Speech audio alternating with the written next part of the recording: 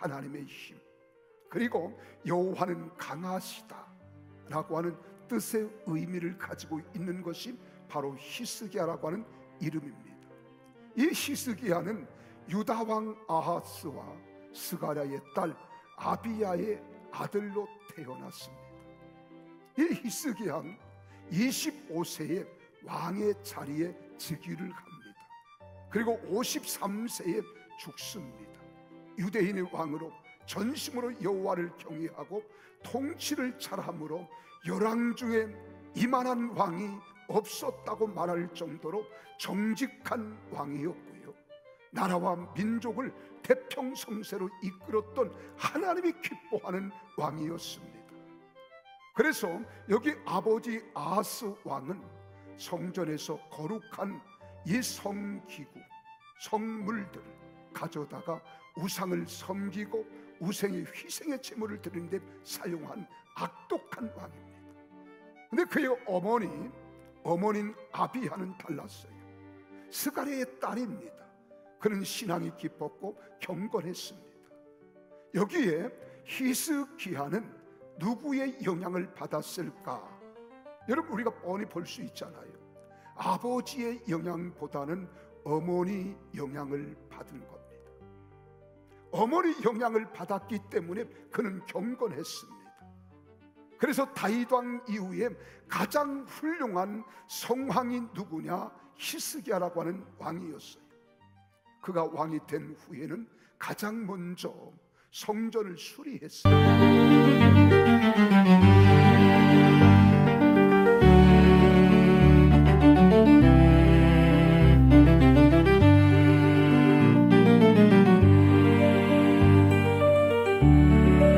안녕하세요. 오늘 저희는 평택순복음교회 강원식 목사님의 설교, 특히 그 안에 담긴 히스기야 왕의 이야기, 그의 기도와 신앙에 대해 좀 더 깊이 들어가 보려고 합니다. 네, 안녕하세요. 히스기야 왕 이야기는 정말 극적인 요소가 많아서 나눌 이야기가 풍성할 것 같습니다. 그렇죠. 설교 시작부터 강렬하잖아요. 한 나라의 왕이 선지자로부터 네가 죽고 살지 못하리라는 말을 듣게 되죠. 이건 뭐 거의 사형 선고나 다름없는데요. 맞습니다. 정말 눈앞이 캄캄해지는 순간이었을 텐데 히스기야의 반응이 참 놀랍죠. 네, 보통 사람 같으면 좌절하거나 원망했을 법도 한데 그는 벽을 향해서 눈물로 기도를 했다는 거잖아요. 바로 그 점입니다.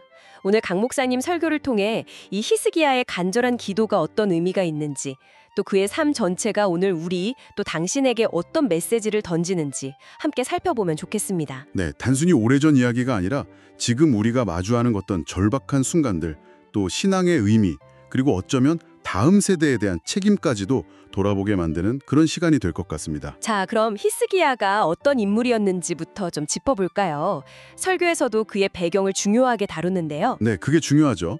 인물을 알려면 배경을 알아야 하니까요. 그의 아버지는 아하스 왕이었어요. 유다 왕 중에서도 아주 악한 왕으로 우상 숭배가 극심했죠. 아, 아버지는 그랬군요. 그런데 어머니 아비야는 제사장 거문 출신이었고 아주 신앙이 깊은 분이었습니다. 설교는 바로 이 어머니의 영향이 히스기야에게 결정적이었다고 다요. 아하, 그러니까 설교는 그 극단적인 환경, 악한 아버지와 경건한 어머니 사이에서 결국 어머니의 신앙을 따라 그가 다윗 이후에 가장 선한 왕 중 하나로 평가받게 된 그 배경에 주목하는 거군요. 네, 그렇습니다. 그래서 그가 왕이 되자마자 가장 먼저 한 일이 성전을 깨끗하게 하고 또 아버지가 세웠던 우상들을 막 부수는 종교개혁이었잖아요. 그만큼 하나님을 경외했다는 증거겠죠. 맞아요. 온 나라의 유월절을 다시 지키게 하고 정말 하나님 앞에서 바르게 살려고 노력했던 왕입니다. 그런 왕이 갑자기 죽을 병에 걸렸다는 거군요. 네, 그래서 이게 더 큰 시련이었을 거라는 거죠. 설교에서도 이야기하듯이 하나님을 잘 섬기려고 했는데 왜 나에게 이런 일이 닥쳤을까 하는 근본적인 질문을 던질 수밖에 없는 상황이었을 겁니다. 정말 충격이었겠네요. 그야말로 절체절명의 순간인데 히스기야는 그럼 어떻게 반응했나요? 설교에서 인용한 이사야서 38장을 보면 행동이 아주 인상적이던데요. 네, 얼굴을 벽 쪽으로 돌리고 심히 통곡하며 기도했다고 되어 있죠. 왕의 체면이고 뭐고 생각할 겨를도 없이 그냥 막 울부짖었다는 거잖아요. 그렇죠. 그의 기도를 보면 여호와여 구하오니 내가 주 앞에서 진실과 전심으로 행하며 주의 목전에서 선하게 행한 것을 기억하옵소서 하고 매달립니다. 아, 자신의 지난 삶, 하나님 앞에서 어떻게 살아왔는지를 막 호소하는 거네요. 네, 이건 뭐 형식적인 기도가 전혀 아니죠. 자신의 진심, 자신의 선행을 기억해달라고 정말 절절하게 부르짖는 겁니다. 설교 제목이 히스기야처럼 눈물의 기도를 드릴 때였는데 바로 이 장면을 말하는 거군요. 모든 걸 쏟아내는 가식 없는 절박함. 설교는 바로 이런 기도의 힘을 강조하는 거고요. 정확합니다. 설교의 핵심 중 하나가 바로 그거예요. 이 눈물의 기도가 가진 힘, 절박함 속에서 나오는 진심, 꾸밈 없는 그 마음이죠. 하나님 앞에서 자신의 약함이나 두려움, 간절함을 그냥 그대로 다 드러내는 태도요. 어쩌면 그게 하나님 마음을 움직이는 진짜 기도의 모습일 수 있다. 이런 메시지인 거네요. 네. 문제 앞에서 그냥 주저앉는 게 아니라 그 문제 너머에 계신 하나님을 바라보고 매달리는 것, 그 중요성을 히스기야를 통해 보여주는 거죠. 그리고 정말 놀랍게도 하나님이 응답하시잖아요. 설교에서도 이 부분을 아주 극적으로 설명하시던데요. 네. 이사야 선지자가 왕궁 문을 나가기도 전에 하나님의 말씀이 다시 임하죠. 내가 내 기도를 들었고 내 눈물을 보았노라. 와, 이 부분은 정말 소름이 돋죠. 진짜 그렇죠. 결과는 어땠나요? 상상 이상이었습니다. 설교에서도 강조됐지만 단순히 병이 낫는 걸 넘어서서요. 네. 생명을 무려 15년이나 연장시켜 주셨어요. 15년이요? 와.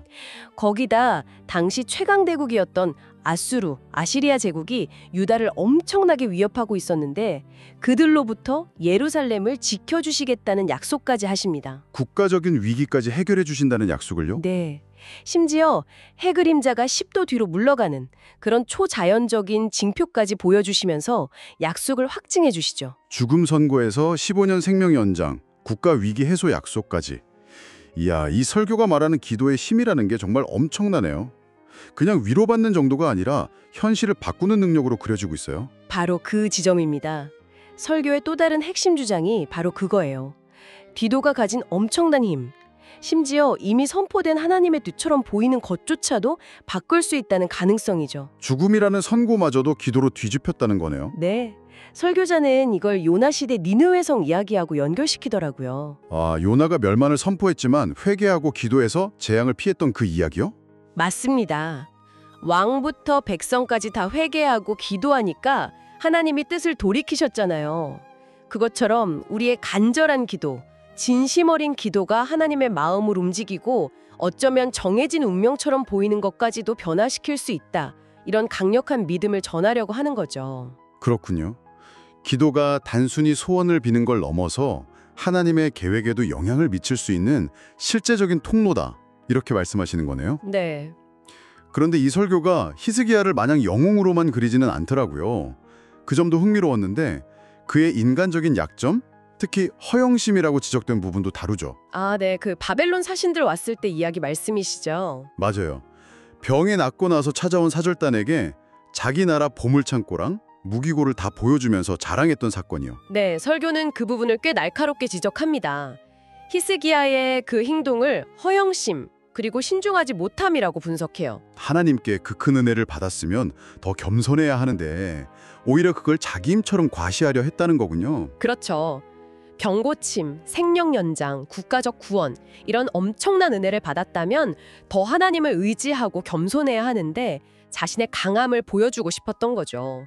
이 경솔함이 결국 나중에 유다의 모든 보물이 바벨론으로 넘어가는 비극의 씨앗이 되었다 이렇게 보는 겁니다. 하나님이 주신 것을 자기 것인 양 자랑할 때 위험이 따를 수 있다는 경고처럼 들리네요. 맞습니다. 설교에서는 이 부분을 이야기하면서 잠깐 현대사회 이야기도 하셨어요. 국가 기밀이나 중요한 정보를 좀 신중하게 다루지 못하는 그런 리더들의 모습하고 히스기야의 실수를 연결시키는 부분도 있었죠. 아, 그런 내용도 있었군요. 물론 이 부분은 설교 내용을 전달하는 것이지 저희의 정치적 입장은 아닙니다. 네, 어디까지나 설교 내용의 전달입니다. 핵심 교훈은 이거죠. 하나님 앞에서 겸손함을 잃고 자기를 드러내려 할 때 개인적으로든 공동체적으로든 예상치 못한 어려움을 겪을 수 있다는 경고. 설교는 누구나 약점은 있지만 그걸 인정하고 하나님 앞에서 바로 서려는 자세가 중요하다고 강조합니다. 물론 히스기야의 삶에 어두운 면만 있는 건 아니죠. 설교에서도 그의 긍정적인 업적, 특히 백성들의 삶과 직결된 중요한 공적을 언급했잖아요. 네, 맞아요. 특히 그 예루살렘의 물 문제 해결, 기온 샘물을 성 안으로 끌어들이는 거대한 지하수로 실로암 터널을 건설한 것은 정말 대단한 일이죠. 네, 열왕기하 20장에도 그 업적이 기록되어 있고요. 백성들에게는 정말 중요한 일이었을 겁니다. 그렇습니다. 대외적으로는 정말 뛰어난 왕이었고 신앙 개혁도 이끌었고 아수르 침공 같은 위기에서도 믿음으로 기도해서 응답받은 경험도 있고요. 네, 하지만 설교는 그의 삶에서 또 다른 어쩌면 더 뼈아픈 실패를 지적하면서 우리에게 깊은 질문을 던집니다. 그게 뭔가요? 바로 다음 세대 교육의 실패입니다. 다음 세대 교육이요? 히스기야에게 그런 면이 있었군요. 구체적으로 어떤 점을 이야기하나요? 히스기야의 아들이 므낫세인데 이 므낫세는 유다 역사상 가장 악한 왕 중 하나로 평가받습니다. 그 아들이요? 네, 아버지가 평생 없애려고 했던 우상들을 다시 세우고 백성들을 아주 극심한 타락으로 이끌었죠. 설교는 이 결과를 보면서 묻는 거예요. 아무리 개인이 훌륭한 신앙을 가지고 놀라운 은혜를 체험했어도 그 신앙과 가치관을 자녀 세대에게 제대로 물려주는 것은 완전히 다른 문제라는 거죠. 그리고 이게 얼마나 중요하고 또 어려운 일인지 강조하는 겁니다. 와, 정말 뼈아픈 지적이네요. 자신의 신앙은 위대했을지 몰라도 다음 세대로의 계승에는 실패했다는 평가. 그럼 설교는 이 지점에서 오늘 우리에게 뭘 말하고 싶었던 걸까요? 특히 요즘처럼 혼란하고 세속적인 가치관이 막 넘쳐나는 시대에 부모가 먼저 신앙의 본을 보이는 게 무엇보다 중요하다는 거죠. 네, 본을 보이는 것. 그리고 더 나아가서 때로는 좀 훈육을 통해서라도 자녀들이 세상길이 아니라 하나님 나라의 가치관을 따라 살도록 가르치고 바로잡아줘야 할 책임이 부모에게 있다는 점을 아주 강하게 이야기합니다. 책임감. 설교 중에 목사님이 다가오는 특별 새벽 기도에 온 가족이 함께 나오라고 막 권면하신 것도 바로 이런 맥락인 거죠.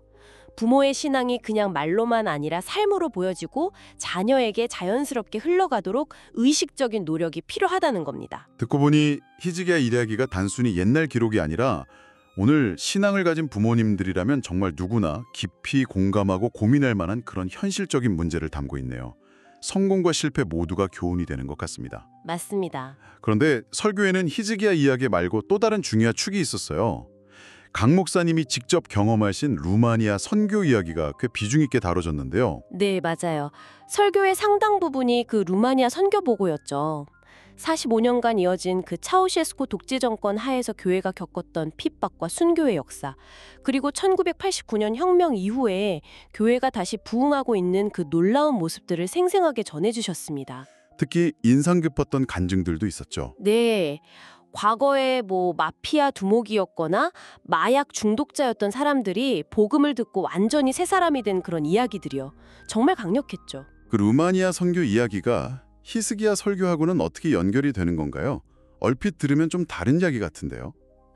이게 아주 중요한 연결고리가 있습니다. 그냥 개인적인 경험 공유가 아니고요. 네. 첫째는 히스기야 시대에 역사하셨던 그 하나님의 기적적인 능력, 삶을 변화시키는 그 힘이 그냥 성경 속 이야기가 아니라 지금 21세기 루마니아에서도 똑같이 일어나고 있다는 생생한 증거로 제시되는 거죠.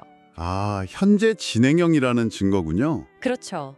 둘째는 그 공산주의 억압을 겪었던 루마니아 성도들이 지금 북한의 지하교회 성도들과 동포들을 위해서 아주 뜨겁게 기도하고 있다는 사실을 전하면서 우리도 분단된 조국의 현실, 북한 선교에 대한 책임감을 다시 한번 생각하게 만드는 다리 역할을 하고요. 루마니아가 북한을 위해 기도한다.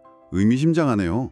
그리고 마지막으로 이게 가장 중요한데 히스기야의 눈물의 기도가 응답을 받았듯이 지금 우리가 처한 현실 속에서도 진심으로 기도하면 하나님께서 일하시고 변화를 일으키신다는 설교의 핵심 메시지, 즉 기도의 능력이 현재에도 유효하다는 것을 뒷받침하는 실제 사례가 되는 겁니다.